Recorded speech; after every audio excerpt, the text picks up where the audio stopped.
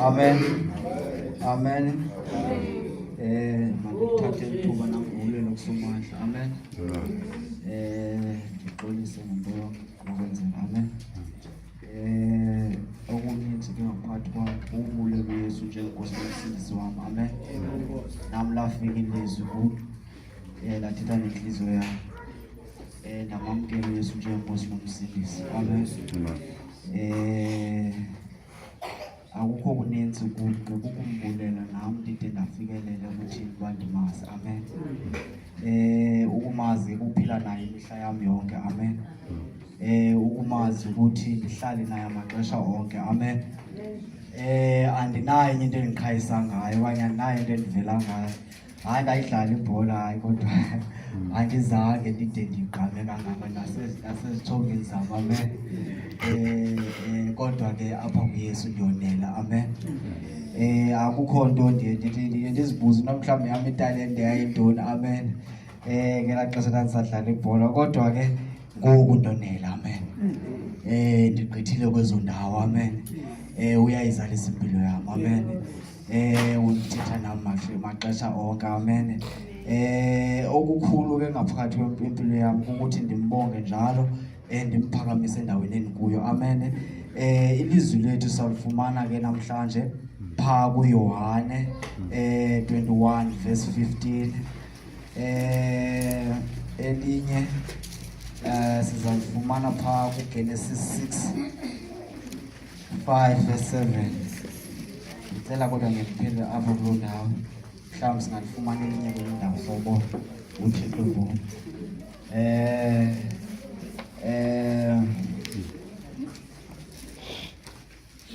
Apha ekuhambeni kwam nenkosi. Amen. Amen. Into uThixo owayibalulayo phaa kum okanye owayeqonda uba uyafuna le ndawo ndiyazi. Amen. Nendixolela andizushumayeza ndithethe. Amen. Yeyona ndawo ayibalulayo le ukuthi ukholo lubalulekile. And ukholo ayiyonto yoba uyithethe, yinto yenhliziyo. Amen. Ukholo ayonto ubuyithethe, yinto yantoni? Ke siyakwazi nolenza ngengqondo. Amen. Siyakwazi ulenza ngantoni? Ngengqondo. Kodwa ukholo lolantoni? Nami ndiye ndizibalule ngosizi ndaxelelwayo ke ngondiqomba nami ndifuna ukucasha kule ndawo uba olwam ukholo lolantoni. Uba omnye umuntu uva njani andiyazi, kodwa ke uba uconnecte kule yam inhliziyo mhlawumbi uzoyiva nami le nto nditheni ndiyivayo. Mandibulele ngaloo ndlela. uThixo ke wabalula izinto ezinhlanu apha kulo. Andidla ngozithetha kodwa ke lately ndiyazithetha. Amen. Andidla ngozithetha kodwa lately ndiyathini andanoba ndiyanyanzela nokuthini. Amen. Eyokuqala luthando. Amen. Eyokuqala yintoni? Eyesibini yintoni? Luxolo. Amen. Eyesibini yintoni? Eyesithathu bubele. Amen. Eyesithathu yintoni? Eyesine amen, ukwethembeka. Amen. Ndingathi faith lukhona. Kubothini? Amen. Eyokugqibela bubulungisa. Amen.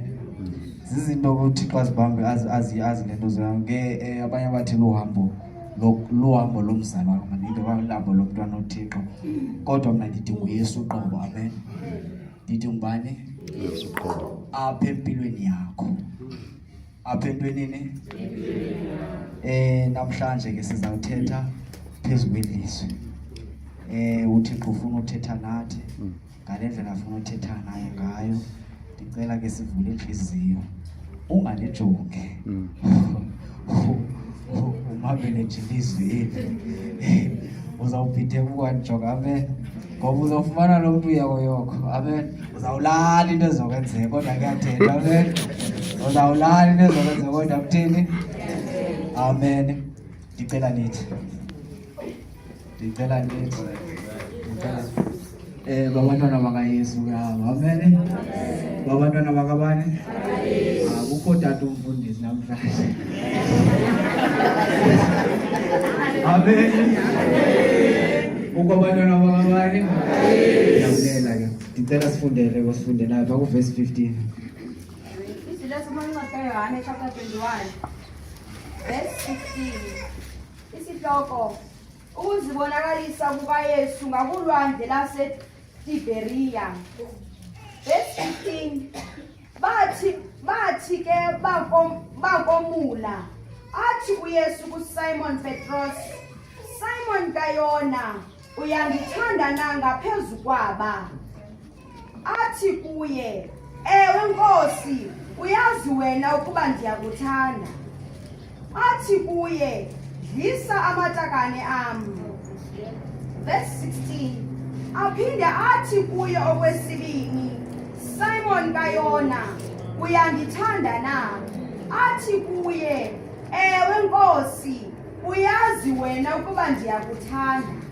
Athi kuye, yalusa izimvu zam. Verse 17. Athi kuye okwesithathu, Simon kaYona, uyandithanda na?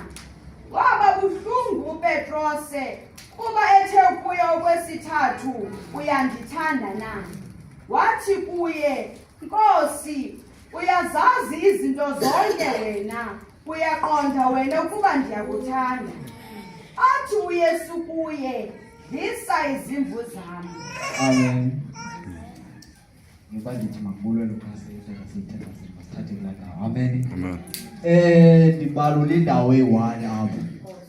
Kule ndawo kuthiwa wafikelela uPetros ekukhathazekile. Waxelela okokuqala. Wacaba akayivanga lento kahle.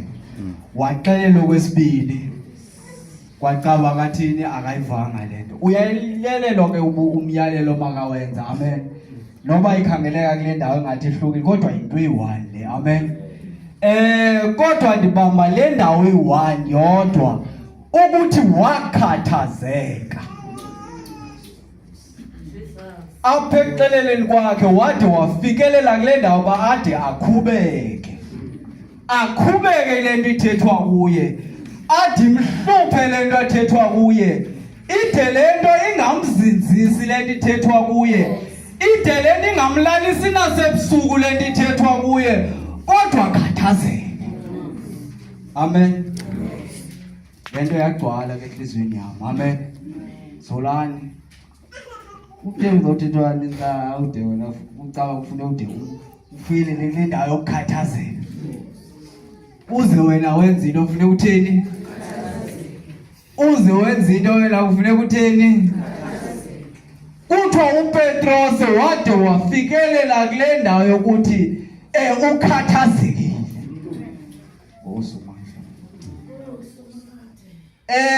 Apha ekukhathazekeni wakho waphendula esithi uyaziphendulela ngelakhe. Amen. Esithi uyathini? Ngicela sibaleke siye kuverse singahlalanga ndifuna ukuhlala. Ndifuna ukugqitha emazweni. Ngicela siye kuGenesis 6. Ngokukhawuleza singaculi. Genesis 6 singaculi. Genesis chapter 6. Genesis chapter 6 verse 5. Genesis chapter 6 verse 5. Unogumbe. Verse 5. Wabona uThixo ukuba ububi babantu bandile ehlabathini. Onke ukuyila kweengcinga zenhliziyo yabo kubububi bodwa imihla yonke. Wazohlwaya uYehova ngokuba emenzile umuntu ehlabathini. Kwaba buhlungu kuye enhliziyweni. Wathi uYehova, ndiyakumcima umuntu endimdalileyo, angabikho ehlabathini. Kuthabathele emntwini kuse ezinkomeni, kuse ezinambuzaneni. Amen. Amen. Sibamba kulaa ndawo ithi ngicima umuntu. Amen. Kule vesi kubalulwa uThixo uqobo. Amen. Kubalulwa bani? andabasebenzisa igama elihle nabayile right na imbangi yethu so uba ukhona ukho ngaye uba khwinto emhlabeni kukho kanjani ithi le vesi wafikeleleka naye ekuthini ekukhathazekeni wafikeleleni yakhubeka inhliziyo yakhe yabanzima inhliziyo yakhe ngento ayidale yakhathazeka inhliziyo yakhe khathazeka ngam nawe uThixo esidale zonke izinto inhliziyo yakhe yathini bendingubani ke mna Zolani bongubani ukhathazeka kwakho uzokwenzani ukhathazeka kwakho ukukhathazeka kwakho Zolani bezothini bekuzokwenzekani ngawe ngoba uThixo yena uthe asukhathazeka waqoqa akulunganga ube mina ube eyonato okay mandizikhangele mandithini mandizikhangele mna ndimthixo ngoku ndimbhange amen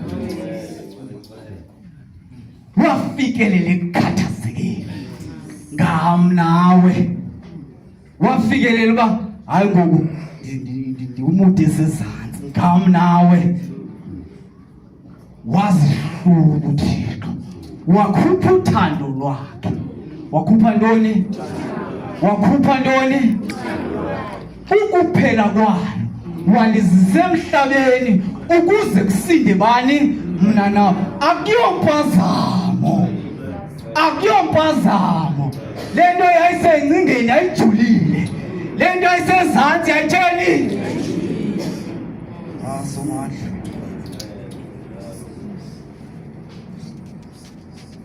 celova yayive celova yathini yayisezantsi lento enhlizweni kaThixo ukuthi asihlube akhupha uthando luzosindisa bani mna nawe esithini esibizela phi kuye ndingalibasanga ndicela ukuhamba ndingasinika le nto zilapha phaa kulaa vesi ungafundi hlala kule vesi phaa kulaa vesi ithi uYesu wambuza ukuthi uyandithanda na nantsi ke yona nto singayo namhlanje uYesu uyabuza ke ngoku uthi Zolani uyandithanda na Zolani uyanthini Zolani uyandithanda na izimvu zami Zolani uyandithanda na nangamataka Zolani akuyiyo le ndawo yetakane akuyo lezimvu noma akho nto endayidlisa izimvu zikaThixo amen kodwa ilapha ekwenzeni amen ilapha entwanini ekwenzeni amen senzogqiva lento ilapha ekwenzeni osomandla impelo ngalenda yokuthi lento ilapha ekwenzeni hlala phansi sizangoba bendihambe ngale ndlela uthi kwathi mandihambe ngayo amen lento ilapha ekwenzeni amen Zolani uyandithanda na Zolani utheni lena indawo esisikali somuntu nomnye olikholwa if uThixo usinike isikali ngale ndawo unalungelo nini na umuntu lo usebenzayo apha emhlabeni uThixo umnike iphakade ithethe ukuthi unomsebenzi singayanga kule ndawo yomsebenzi ncam kodwa siya kule ndawo yokuthi uyandithanda na kule ndawo usebenza kuyo kule sekethu uThixo akubeke kuyo kule ndawo uThixo akubeke kuyo even phambi kwalomzali uThixo akubeke kuyo ngoba ungumntana womzali amen kaloku awukakhulu usafunda kaloku usafuneka uxelelwe usafunda kodwa uThixo uyabuza namhlanje uYesu uyabuza namhlanje uyandithanda na? Ukuba uyandithanda lesizimvu zawo. If uyandithanda mamela umzali wakho. If uyandithanda yenza njani? Makathi xa isithi uYesu ule nomzali wakho ethatha ikomiki, xa isithi thatha icephe, athi thatha itray, athi jonga iswekile pha, athi jonga nantsi ithi pila nithi bheke ngapha, athi bilisa amanzi. Ngaloo ndlela ufunda ukwenza ithi. Amen. So much ngiyafaka ngizawushiya nje iyawuthethwa nje enhlizweni yakho. Amen. Iyawugcwala enhlizweni yakho. Ndithi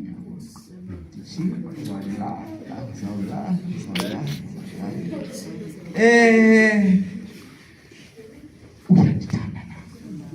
Wenza njani? Wenza njani? Ngithanda. Kule nto uyenzayo ayikho kude if uyathandaza. Somandla. If uyathandaza. If uyathandaza. Nasi isihlalo sinikiwe. Uyandithanda na? Uyayenzisa na? Nabu ubuthongo bufikile. Uyavuka na? Amen.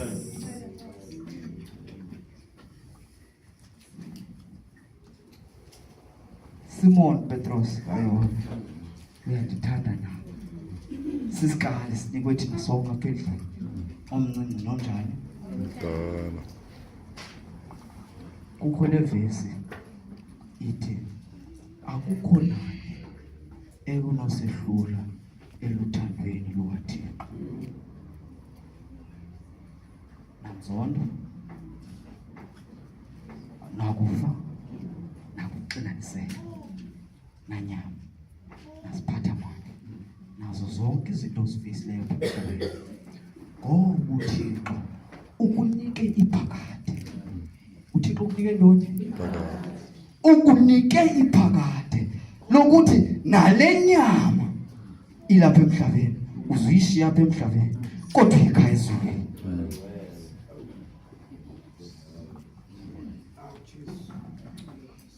Mhlawumbe ayizophinda ithethe le nto ndiyithetha.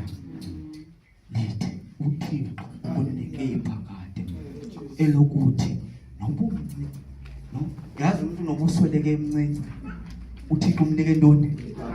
Aze athi ngoku ala ashiye ntoni? Inyama phi? Aye phi?